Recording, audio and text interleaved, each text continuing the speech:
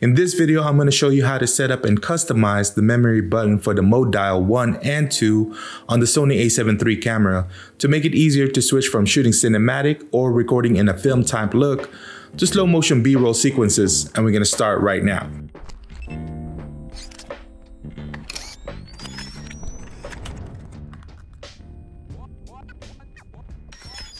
Happy New Year, my fellow creators. Welcome back to the channel. Hope you guys are having a wonderful year so far.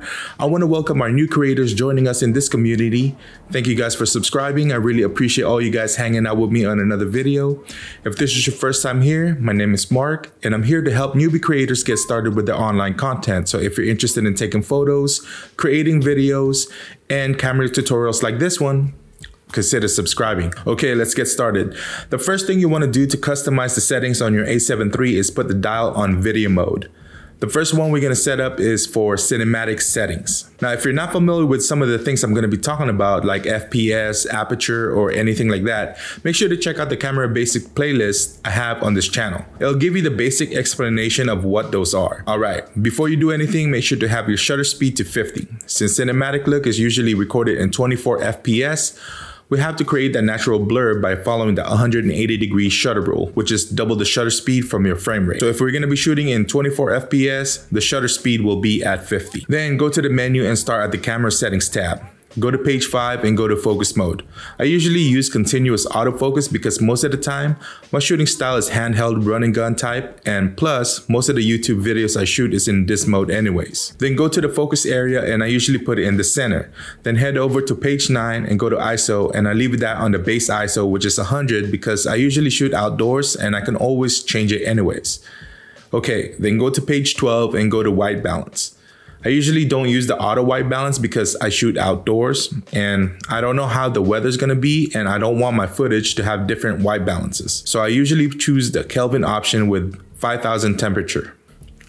Now go down to picture profile. This part is gonna be different for everybody. This is basically where you'll find different picture profiles. So if you heard other creators say, I shoot in S-Log or S-Log2, this is where you can choose which one's for you. For me, my settings are picture profile 10 or PP10, and the gamma is HLG2, and I changed the color mode to 709. Black levels at 0 and saturations at 0. I found this setting to be easier to color correct and color grade in post. And that's it for the camera settings. Press right on your wheel to go to the video settings tab. Then choose exposure mode for manual exposure so you can change and make quick adjustments if necessary without going back to the menu. Now, head down to file format, and I usually shoot in 4K. You could choose whatever you want, but I usually shoot in 4K. And then go to record settings, and to get that cinematic type look with natural blur, it has to be in 24 FPS. So I choose the higher 24 FPS. Okay, then go to page 2 and head down to audio recording and make sure to have it on. Then audio record level and set it to where you want it. Mine is at 26. It's really up to you. Just make sure you don't hit red and just be between -12 to -3 decibels. Then go to the audio level display and make sure that's on so you can see if you're peaking on your audios. Now, I just recently started recording in a 2x35 format, so that's why I'm going to show you this. But you don't necessarily have to. So go to page 3 and go to marker display and make sure to turn it on. Then go to marker settings and go to aspect and choose 2x35. This will basically give you that guideline where you need to frame your shots without being cut off. Now you can set up custom keys on your camera as well, but for the sake of this video, I'll do that next time. So if you guys are interested on that one, let me know in the comment section below. It's mostly on photography though. And now to save all your settings, just head back to the camera settings tab. Go to page 3 and go down to memory. Now you can see all the settings you did. All you got to do is go to 1, which is your dial mode 1, and press OK, and all that is registered. So now if you want to set your dial mode 2 to a slow motion B-roll settings, then all you got to do is change the shutter speed to double your frame rate. So with the Sony A7 III, you can record up to 120 FPS at 1080. To get your settings, go to video mode on your dial again. Adjust your shutter speed to 250, then go to your menu. Go to your video settings tab and go to file format and change that to HD, since the highest quality for 120 FPS is 1080.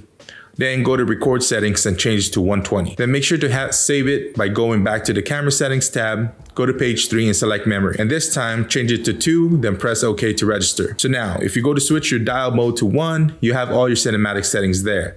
Then if you want to switch to shooting B-roll, switch the dial to 2, and there goes your B-roll slow motion settings. This is one of the features I love about the Sony A7 III, just because I'm able to switch back and forth, especially if I'm out in the field.